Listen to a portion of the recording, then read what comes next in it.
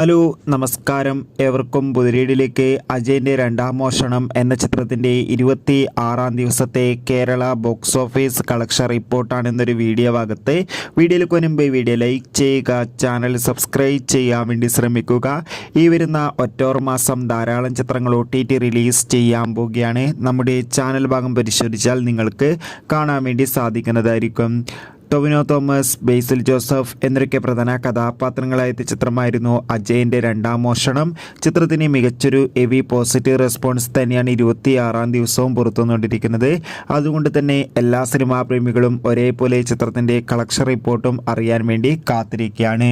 ചിത്രത്തിന് 26-ാം ദിവസം മികച്ചൊരു ബുക്കിംഗ് നടക്കുന്നത് കൊണ്ട് തന്നെ കേരളത്തിൽ നിന്ന് മാത്രം ഏകദേശം 1 കോടിക്ക് 1.5 കോടിക്ക് അടുത്ത് കളക്ഷൻ നേടിയെടുക്കാൻ വേണ്ടി സാധിക്കുമെന്നാണ് ട്രാക്കിംഗ് റിപ്പോർട്ടുകൾ സൂചിപ്പിക്കുന്നത്. കാത്തിരിക്കാം കൂടുതൽ കളക്ഷൻ റിപ്പോർട്ടിനായി. ബൈ.